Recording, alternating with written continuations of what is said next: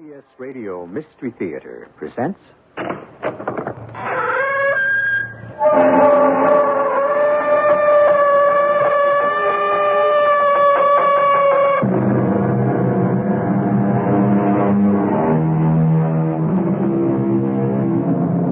Come in.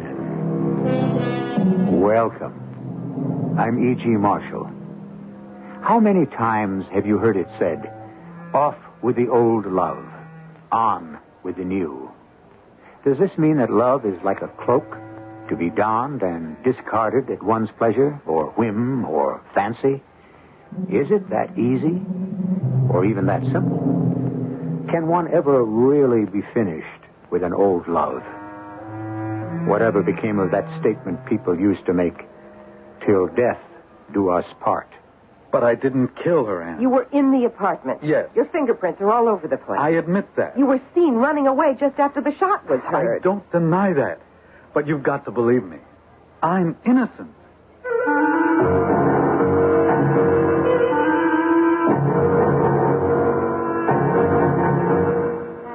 Our mystery drama, We Meet Again, was written especially for the Mystery Theater by Sam Dan and stars Terry Keane. It is sponsored in part by True Value Hardware Stores and Buick Motor Division. I'll be back shortly with Act One.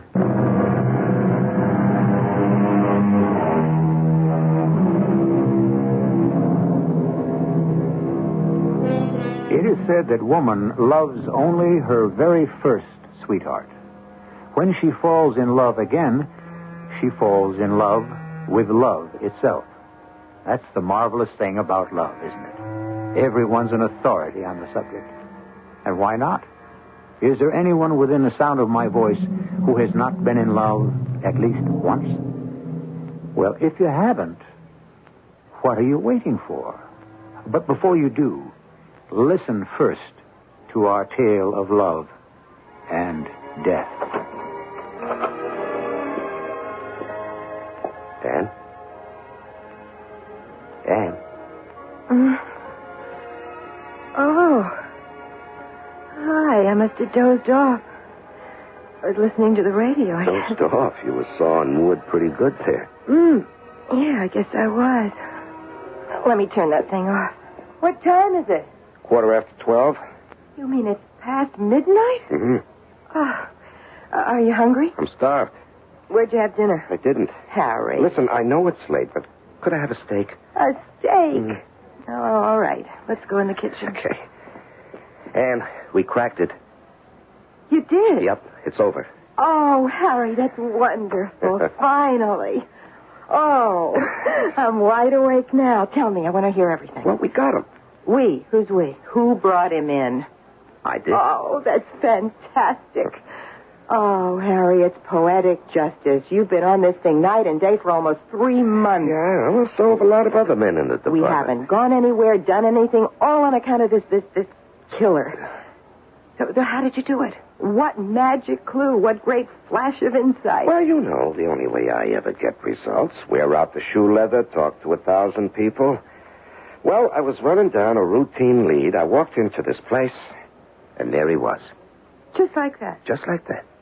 And what time was this? Exactly 7 p.m. And you didn't call me? Well, honey, there wasn't a minute.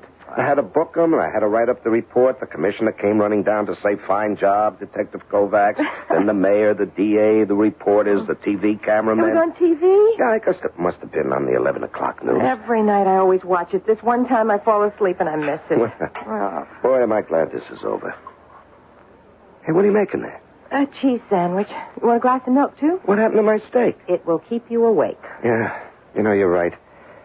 I'm dead on my feet. I don't even think I can make it through the sandwich. All right, don't even try. Just drink some of the milk. You know, I've been getting by with maybe 3-4 hours sleep a night.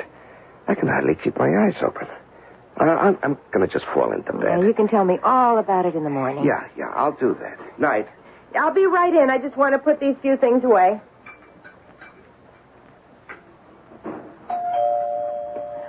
Who can this be? Just a minute.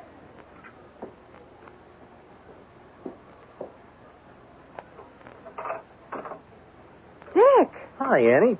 Is Harry home? Come on in. He just got in. I think he's dead to the world. Oh, that's good. Are you sure Harry's asleep? Dick, what's all this about? Just make sure Harry's asleep, will you? But what are you... Do it. All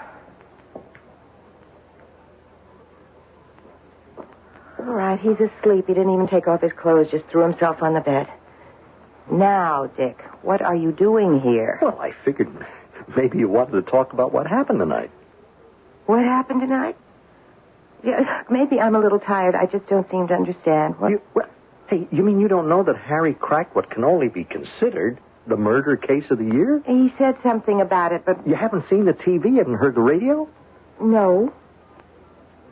And you don't know who the killer is? Should I know who the killer is? Would you get to the point? I got the morning paper here. It hit the streets about 10 minutes ago. You'd better look at it. That headline, Arrest Made in Movie Star Murder. Yeah, keep reading. District Attorney praises brilliant investigative action by Detective Harry Kovacs. Oh, Dick, he never had his name in the papers like this before. Get down to the next paragraph. All right. Jeffrey Parker, Jr. was arrested early last evening for the murder of Carrie Drake, the internationally famous... Jeffrey Parker? Yes, Anne. Jeff. No. It couldn't be Jeffrey. Why do you say that? Because... Turn to page 4 and look at the picture. He hasn't changed a bit. 10 years, has he? It's impossible. Jeff, a murderer? I refuse to believe it. Well, read the article. They got him. They really got him nailed. I don't care what it says. I just can't believe it. Well, whether you believe it or not isn't your problem. My problem? I came here because I figured you might want to have a little talk with your big brother. Oh, Dick. What am I going to do? Does Harry know that you were once engaged to Jeff? No. I never even mentioned his name. That was all over when I met Harry. Well, that raises the question. Do you think you should tell Harry? Should I? All right. All right, I know you. You've already figured out what you think I should do. I don't think you should tell him. Suppose he finds out. How is he going to find out? Harry's name is in the paper, and so is Jeff's. There could be people who might remember that I once dated Jeff. That was 10 years ago. Who remembers? I don't know. I've been a policeman's wife for 8 years now. I've learned there are many weird, offbeat people in this world, people who seemingly have nothing else to do but remember the most remote, trivial details. Somebody always comes up with something. Well, suppose somebody does. I think the best thing is to tell the truth. Oh, it sounds right. But the truth is not the best thing in every situation. Dick, how can you... Especially if the truth is unpleasant. But, Lonnie, suppose you tell Harry the truth. He'll accept it. But beneath that very quiet exterior, what is he going to be thinking? She was engaged to him, and that means she once loved him, and does she still love him? I don't think Harry would... He might. So what's to be gained by telling him, huh? Now, Harry is happy and secure in the knowledge of your love for him. Now you just... Well, I guess you could say you just poisoned the well. Now, of course, there is another problem. What are you saying? Are you still in love with Jeffrey? Dick. That's not an answer. Are you? No. Well, that's a quick answer. But remember, I was around the house when that love affair was on fire. But it came to an end. I walked out on him. Well, you say that so calmly now, but I remember how it was. It's over, Dick. Over. It's dead. Then keep quiet. Don't bring it back to life.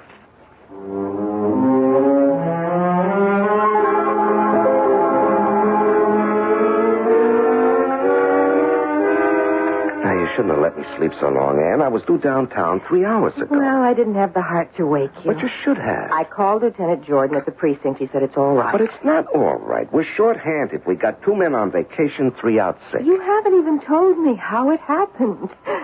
Am I going to be the last to know? Now, honey, you know most of it already. There she was, Carrie Drake, the beautiful, sexy dream girl herself.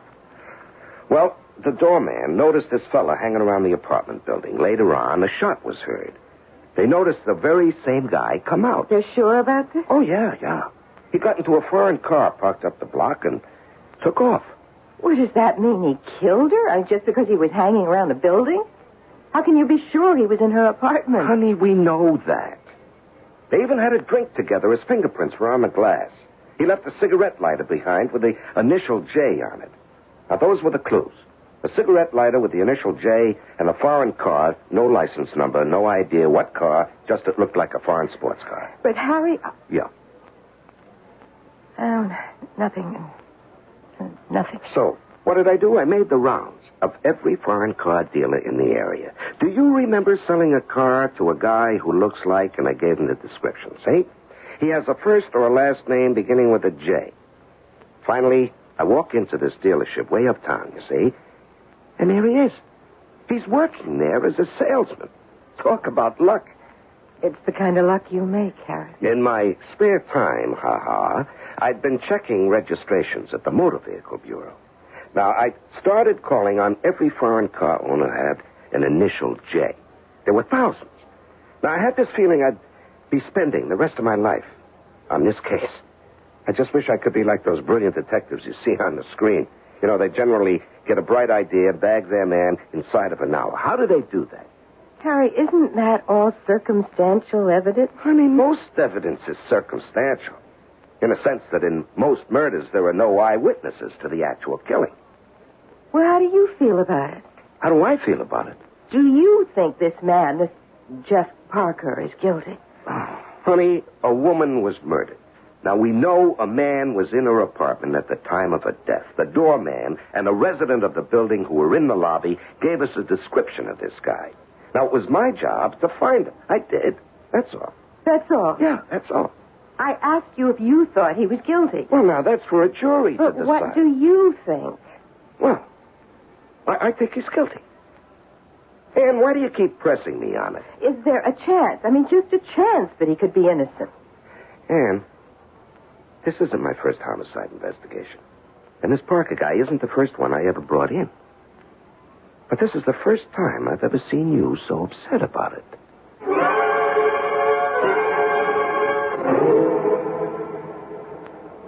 And I only have an hour for lunch, and you haven't even started to talk. I can't help feeling responsible for Jeff Parker.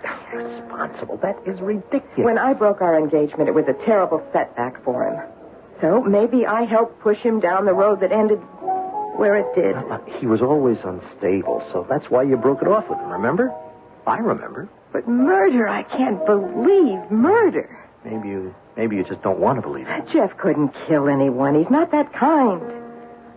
I have this feeling. Don't ask me what it is. I hope you're not still in love with him. I am in love with Harry. That's why I married him. When you met Harry, who certainly wasn't your type, plain plodding Harry, I asked you if you didn't marry him on the rebound. Oh, please, Dick, You have to straighten it out in your mind. You have to know where you stand. I've been reading the papers all week. All kinds of experts and psychologists have an opinion about Jeff. But you know what I don't see? Well? I don't see anyone on Jeff's side. How alone he is. If he had any friends, they've all abandoned him. And what's the use of all this? I know he's innocent. How do you know? It is just a feeling. And I have to do something about it. Now, please don't ask me what. I just know I have to do something. Anne seems to be a woman who has finally made up her mind to do something, even if she isn't quite sure what that something is. But the larger question, which at this point remains unanswered, is she still in love with her ex-fiancé? And is any love affair ever really completely over? These will form the complications of Act 2.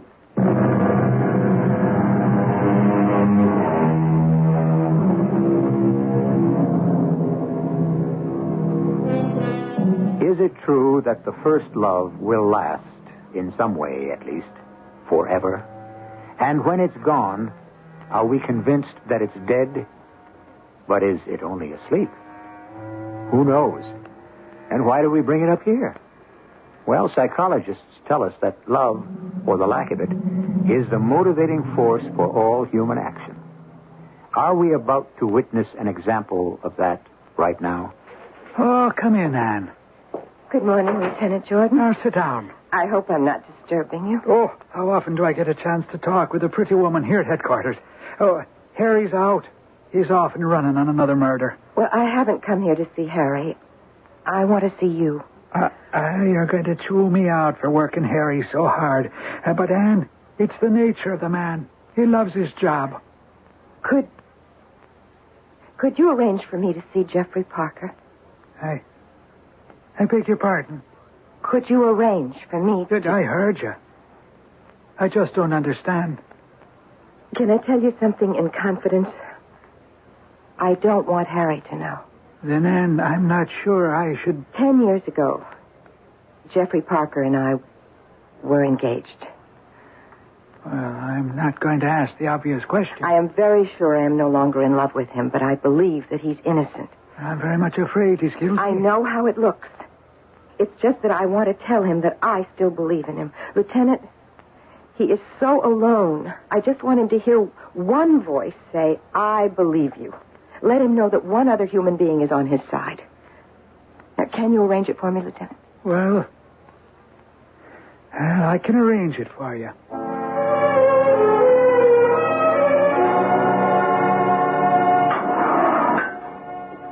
Hello, Jeff. Anne, you shouldn't be here. Why not? Well, if the reporters find out, they won't let you alone. No one's going to find out. Well, you shouldn't have come anyhow. Why run the risk of getting mixed up in this? I hear you're married. Is it true? It's true. I'll bet he's a wonderful guy. Yes, he is. His name is Harry Kovacs. Well, that's the name of the detective who brought me in. He's my husband. Oh, Anne, get out of here. Can you imagine what the newspapers would do with this? Jeff, I want to help you. Oh, no one can help me. Answer one question. Did you kill Carrie Drake? No. How did you get into it? How did they get this case against you? You know me. If there's trouble anywhere within 500,000 miles, it'll find me. Well, could the description be wrong? Another man, maybe? Anne, I was there. I was in the apartment. Well, what were you doing there? I was trying to sell her a car. I'm a car salesman now. What happened to the plans to go back to school and get the engineering degree? Yeah. What happened to the painting?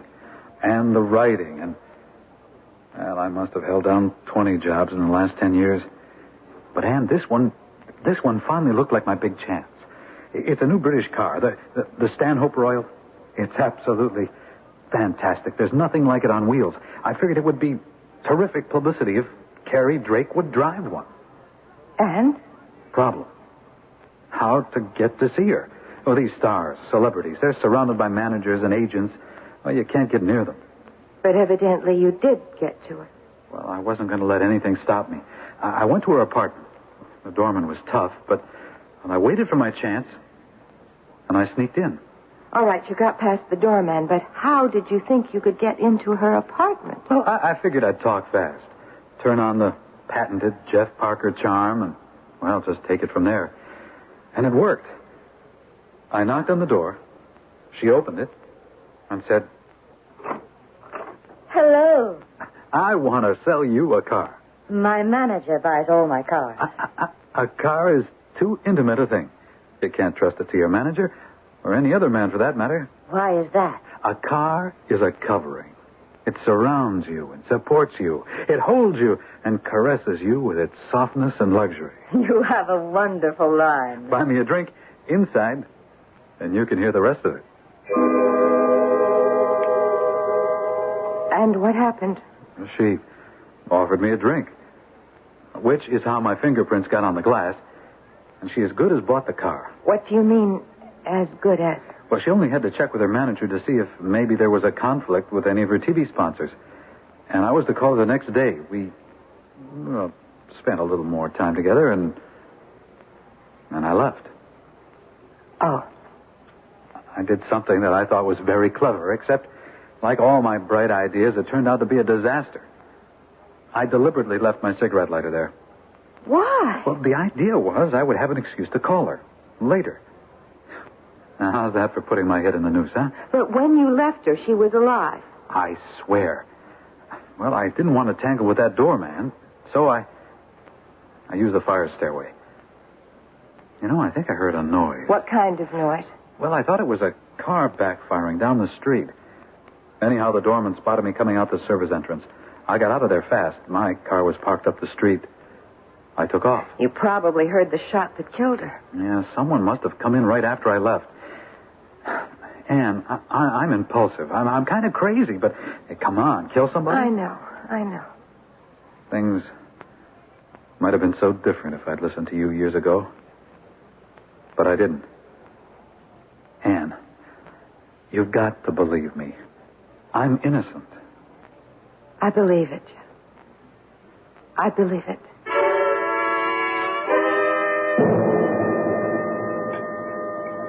Harry? Hmm? Some more sauce?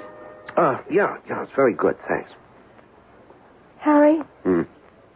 How did Jeff Parker kill Carrie Drake? He shot her with a .25 caliber pistol. But they didn't find the gun in Parker's possession, did they? Well, he probably dumped it off somewhere. But why should he have killed her? He claims he went there to sell a car. Now, honey, that may have been his original intention, but she must have caught him stealing. Stealing what? Well, there was a very valuable diamond bracelet on the sideboard. The maid remembers it was there when she left, which was just before Jeff Parker arrived. Now, the bracelet is gone. What happened, he probably tried to slip it in his pocket. She caught him, and he had to kill her to get out of there. Was the bracelet found in his possession? Oh, no, that's probably well hidden. Well, it seems to me only a criminal would steal her jewelry. Oh, and he's got a police record. He has? Oh, yeah. 8-9 years ago, he was up on assault. Now, true, the guy tried to cheat him out of some money, but it shows you his temper. And there was a bad check charge, but it never got anywhere. And he was in on a phony stock swindle, but that got hushed up. Well, none of that proves he's a murderer. Honey, what do you say we take in a movie tonight, huh? Is there anyone who had a motive for killing Carrie Drake? Anne, show me any prominent person, and there are no end of people who could have motives. Well, who, for instance, would have a motive for killing Carrie Drake? Oh, you don't know how I've been through this whole thing. Number one, Mrs. Wendy Halstead, wife of a prominent filmmaker who fell for Carrie. Now, Mrs. Halstead was heard making threats to Ed Rainey, the producer. Sunk a fortune into a Broadway play for her. She walked out on him. He went bankrupt. Number three, her fiancé, Paul Jennings. The word was out she was ready to give him the air. So there are other people. Yeah, sure, but none of them were seen coming out of the apartment building. Now, what do you say we go to that movie, huh? Harry? What? I believe Jeff Parker is innocent. You do?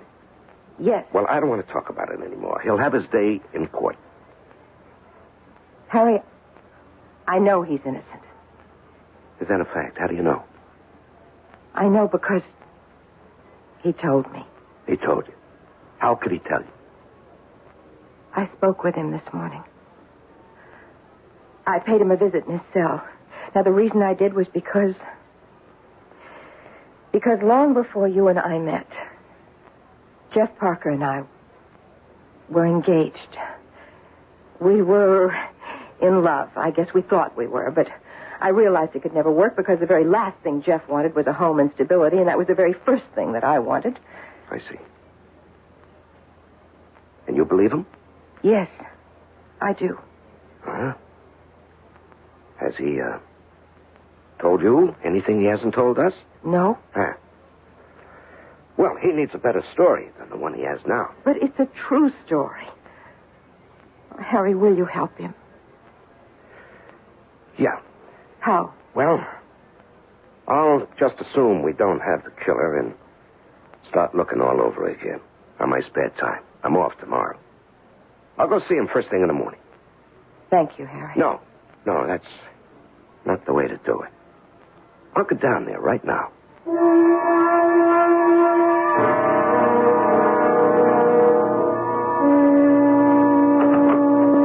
Harry? Yeah.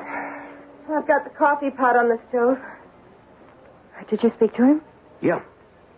And? And he keeps repeating the same story. He's not going to be much help. I'll just have to dig into some of the other people who may have had motive. How about her fiancé, Paul Jennings? Yeah. I'll see about him in the morning. Harry? What? Won't you have some coffee with me? No, I'm tired. I think I'll turn in.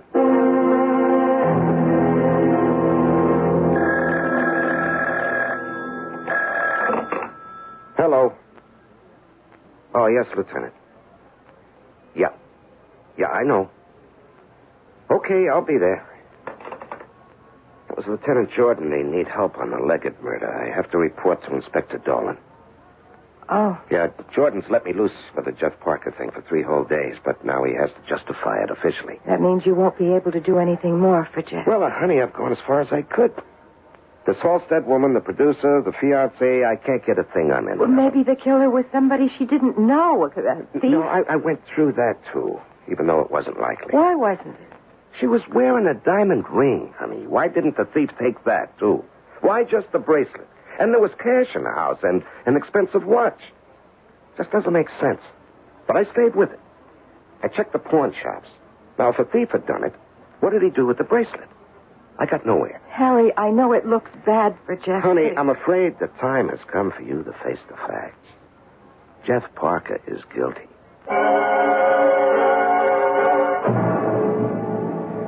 Anne, I told you the story, and I told your husband the story, and... Oh, what's the use? Tell it to me again. When you walked into my cell, I thought, oh, Lord, she does love me. After all these years, she still loves me. But you don't. You never really did. And I understand it now. What's the difference? None, but you don't have to feel guilty either. I don't feel guilty. Yes, you do. You think if we'd been married, you'd have given me a sense of responsibility. But it wouldn't have worked. Jeff, I believe you're innocent. Give it up, Anne. You can't help me. You'll only hurt yourself. Besides, Harry doesn't like it. He thinks you're still in love with me. You didn't kill her, but someone else did. Someone who came just as you left. Now, did you see anyone? No. Did you hear anyone? Oh, what's the use? We've been through it over and over again. We have to keep going over it. Anne, I'm tired. I can't even think. You always did give up easily, didn't you? Now, come on. Let's go through it from the beginning again. You knocked on the door. She opened it. And she said, come on, go ahead. Tell me what she said. I told you 1,000 times what she said. Tell it again. Okay. She said... Hello, darling. Oh, Well, how are you, darling? May I come in? whatever for? I want to sell you a car. Wait, that's not the way you told me the story before. Well, it is. If we had a tape recorder, you'd see. It's word for word. You opened the door and she said, hello, darling. That's what I keep telling you. But you didn't say she said it with a tone of surprise in her voice, as if she were expecting somebody else. She was waiting for somebody else. And when she heard you at the door, she thought you were that somebody. And there's only one person that somebody else can be. I see it now.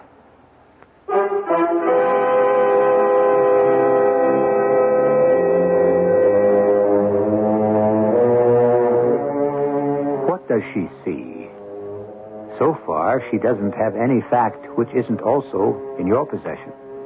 Well, check back over the facts and inferences that have been made so far, and we'll compare notes when I return with Act 3.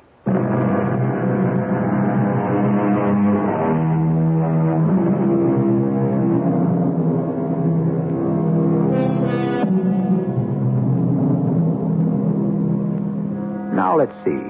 According to Thoreau, any man who is more right than his neighbors constitutes a majority of one. Well, that's fine, uplifting theory. Unfortunately, it has nothing to do with the realities of life. In actuality, those who usually constitute a majority of one generally are in for some very tough sledding. Suppose she was expecting someone to call on her. And? Jeff tells me she opened the door and said, hello, darling, as if she were expecting someone else. And I know who it was. Yeah, who? Her fiancé, Paul Jennings. Why? Because she said darling. Oh, Ann, look, theatrical people call everybody darling. That doesn't mean a thing. It's a lead. She was waiting for someone. You admit Paul Jennings had a motive. She was about to leave him. Well, we really can't prove it. The basis for the thing is in the gossip column. But she was expecting him. You know, you keep saying that. Because Jeff says she seemed surprised when she opened the door. It makes sense to me. Well, I don't see that as a startling new development. So, in other words, you're satisfied with the way things are now. Satisfied? It's all wrapped up in a neat little package, and since everybody's on board, why rock the boat, huh? Ann, do you know what you're saying? I say you've got the wrong man. And I'm going to solve it. Solve what? This murder. And I'm going to do what you say you always do. I'm going to wear out some shoe leather.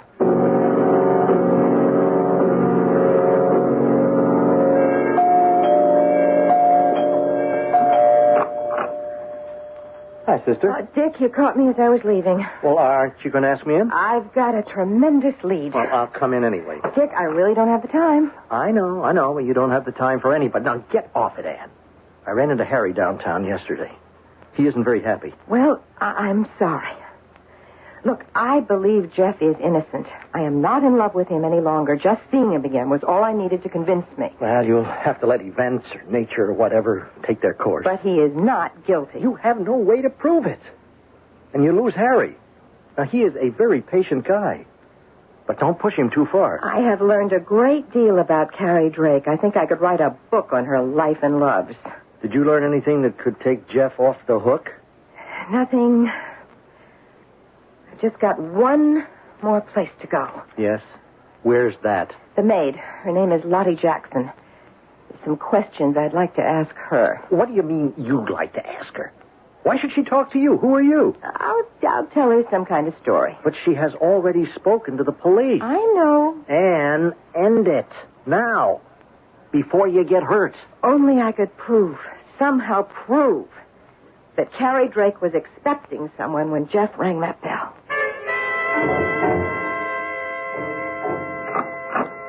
Yes? Oh, are you Mrs. Lottie Jackson? That's me. I'm a reporter. Could I talk to you? Well, I don't know. The man from the Daily Express bought my life story. And he said I couldn't say a word to any other reporters. I signed some kind of paper or something. Oh, well, naturally, I would respect that agreement. I cleaned for Miss Drake for 20 years. I come to work for her when she got her first Broadway job. Only 18 she was.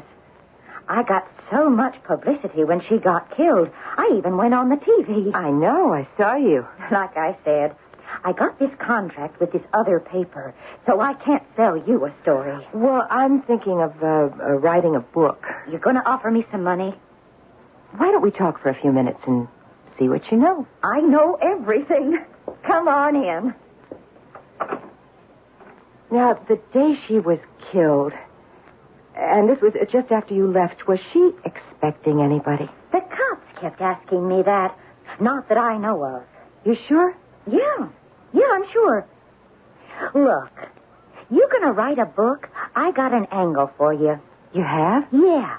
There's something I'd like to see written about her, so I'll give you this for nothing. Well, I'm sure that's very Guys used to load her down with jewels. I remember reading about it. But that stuff didn't really mean a thing to her. No? She was rich.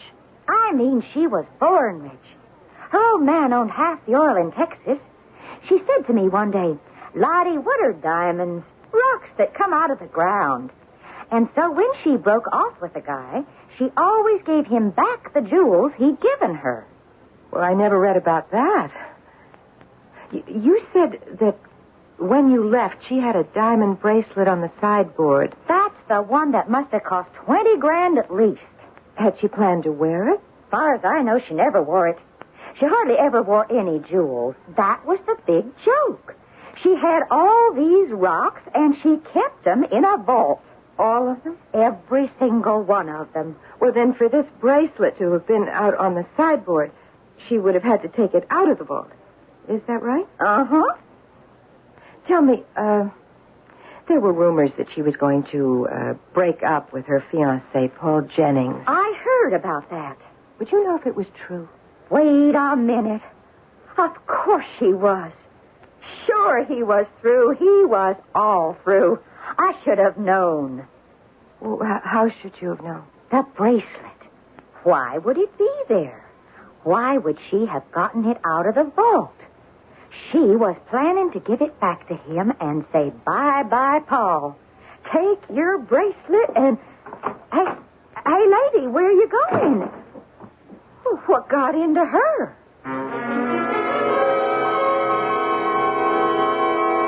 Harry, did you ever ask yourself what an expensive bracelet was doing on the sideboard? It was ready to be given back to Paul Jennings. And we don't know that. It's an inference. Paul Jennings was angry. He didn't intend to be brushed off. She had sent for him. She heard the doorbell, and she assumed it was Paul Jennings when she said, hello, darling. And you're right about one thing. She could say darling without meaning it. Well, he killed her, and he took the bracelet.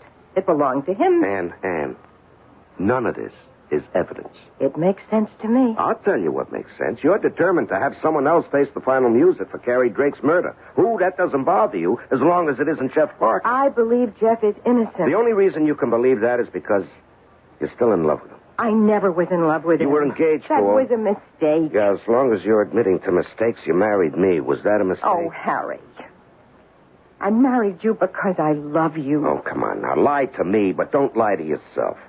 I have no illusions about myself. I'm just a plain, ordinary detective. Harry, I love you. I don't love Jeff.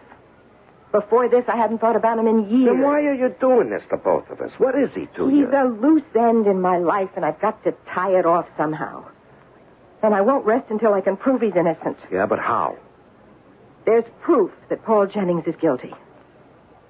And I know where to get it.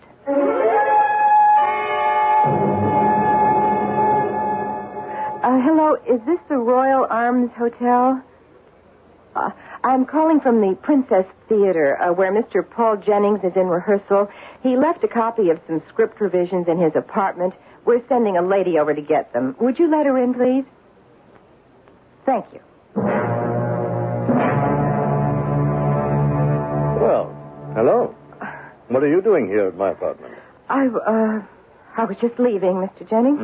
Man, you don't look like a burglar. Well, I'm not, really. You've been ransacking the place. You find anything valuable? If you did, I'll split it with you. Well, I made a mistake, obviously, so why don't I just leave? I am afraid not. We have a very permissive society, but I won't be part of it. Now, you'll have to tell your story to the police. Look, I was never in any kind of trouble. Well, this then will be good for you. The lesson. This is Paul Jennings in apartment 11A. Have the police come here at once. Time we put our foot down on all this crime.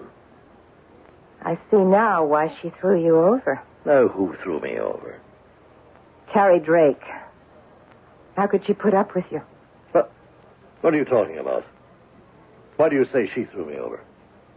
How do you know? I read about it in one of the columns. Wait. You were looking for some... Open your bag. I really didn't find any... Open your bag. That gun. It's the gun you used to kill Carrie Drake. And the bracelet you took from her apartment. Give me that bag. Oh, no. I have got the gun. If you take one step toward me, You're what? I'll shoot. And I'm not joking. Go ahead. I'm warning you. Oh, it doesn't work. It's empty, you idiot. Now give me the gun. No. The bag. Let go of me. No. You're finished. You were visiting me. Oh. You were leaning out the window. No. And... You can't do it. You see, it's the police. You sent the police yourself. Help! Help! Up here! He's trying to kill me!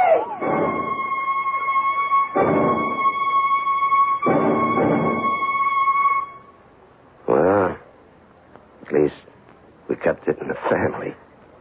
Harry, I'm sorry. Fortunately, the patrolman walked in and I had the evidence. Nah, it's all right. What I wanted to do was phone you and have you get over there so it could be your arrest. No, it's all right, I tell you. Is it, Harry? Is it really all right? Well, of course, down at the squad room, the guys are going to say, so that's who breaks all your cases. Well, I learned it from you. The absolute attention to details. Right. Well, Jeff will be free now. Yes. Oh, Harry. You know, I told you I never thought about Jeff, and that wasn't true. I used to think about him once in a while, but, you know, I don't think about him anymore. You don't? Nope. He's gone, and he's forgotten. Let's go to the movies.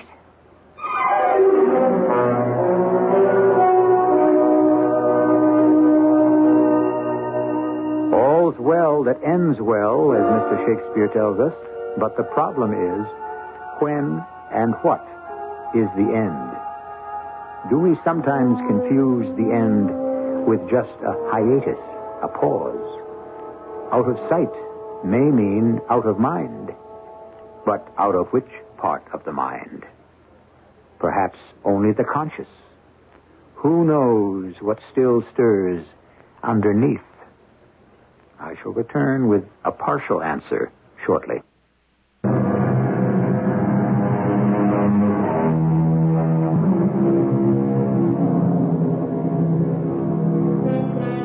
New loves, old loves, warm loves, cold loves, loves of all kinds. Is it true that we may love many times? Or is love, like its companion death, something we may only know once? Of course, there are people who will deny that, too. They will say that love and death can come more than just once. If you listen to us 7 times each week, you can hear all about it. Our cast included Terry Keane, Larry Haynes, Earl Hammond, Catherine Byers, and Lloyd Batista. The entire production was under the direction of Hyman Brown. This is E.G. Marshall inviting you to return to our Mystery Theater for another adventure in the macabre. Until next time, pleasant dreams.